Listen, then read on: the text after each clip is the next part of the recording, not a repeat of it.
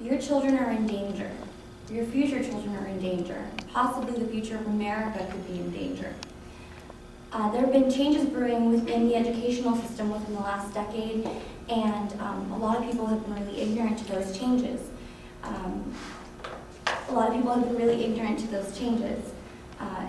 If you are ignorant to these changes and you happen to be a parent, you could run the risk of having a child who falls behind in the curriculum or just doesn't understand what's going on within the school system. It's important to learn about the Common Core state standards because someday you may be parents, if you so choose.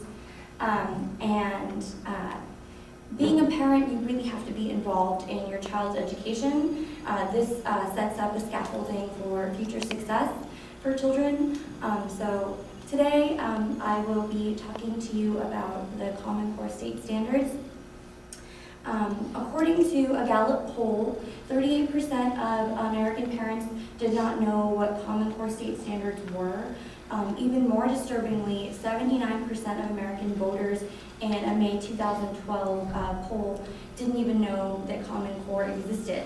Scarier still, there have been politicians who have been on committees of education that were ignorant to the Common Core, such as Indiana State Senator Scott Schneider, who was unaware of Common Core until two mothers contacted him complaining about the math curriculum that their children were bringing home. This was according to Michael Toscano, who is the Director of Research Projects for the National Association for Scholars.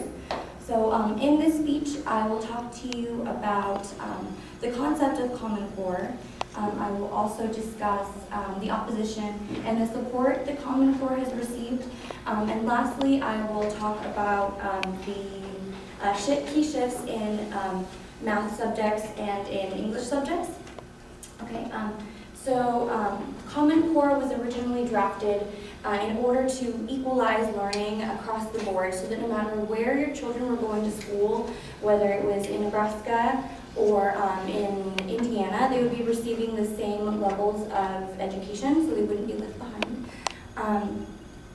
And it's actually not so much a strict curriculum as it is a kind of like a set of guidelines that states have to, the states make their own curriculum according to this set of standards.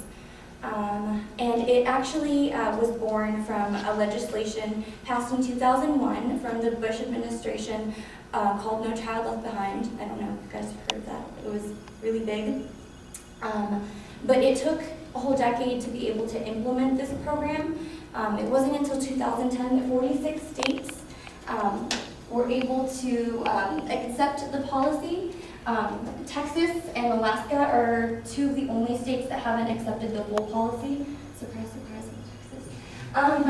But Nebraska and Virginia are yellow, which means that they've adopted some of the Common Core state standards, but not all of them. But as you can see, the rest of the United States is green, which means that they do implement the Common Core as their policy.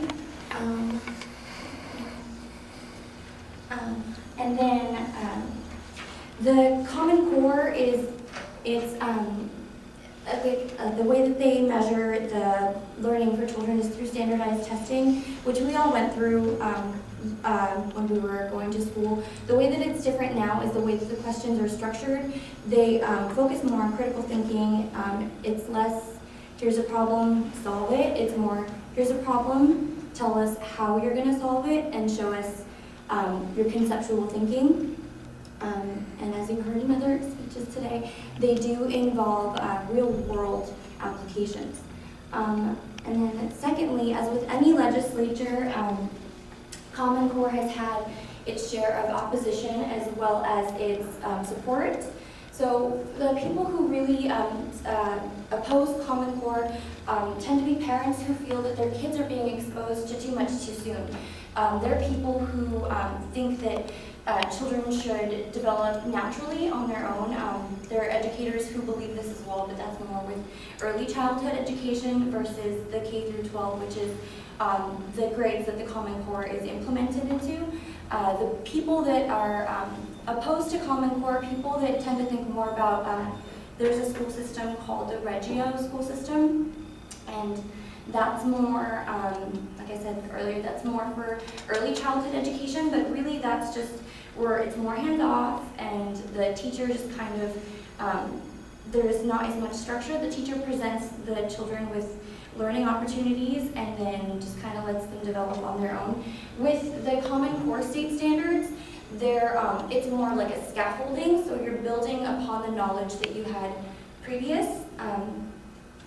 The people who are in support of Common State Standards are people like Robert Rothman, who is a senior fellow at the Alliance for Excellent Education. And he stated in 2012 that the new applications for the Common Core state standards are really what's going to revive a dying school system, a dying curriculum. The way that our world's evolving, we have to be able to present children with the opportunity to evolve and to become lifelong learners and to give them more opportunity for success.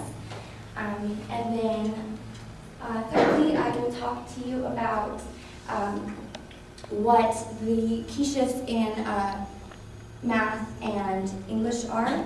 So according to the Common Core State Standard organization website, the standards for math are, the standards for English are, they're cumulative.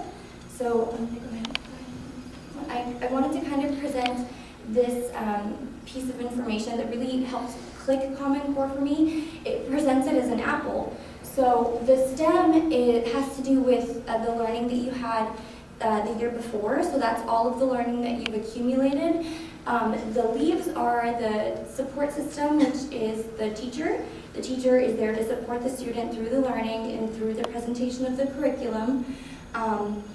The flesh of the apple, which you take bites of every day, is the learning that you go through on a daily basis, and it accumulates.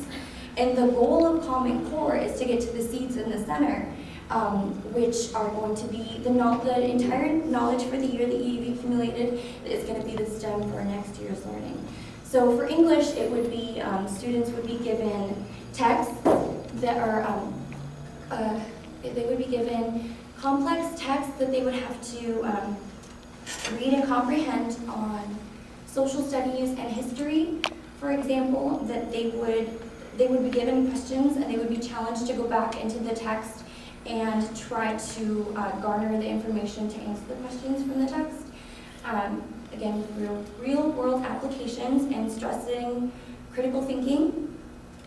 And then for math, it would be the same thing. It would be cumulative knowledge and more conceptual versus more straight arrow, fill in the bubble type questions.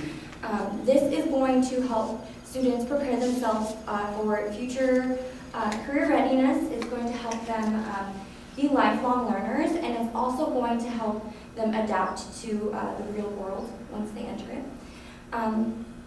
So that is my little three-part speech in which I discussed the concept of Common Core.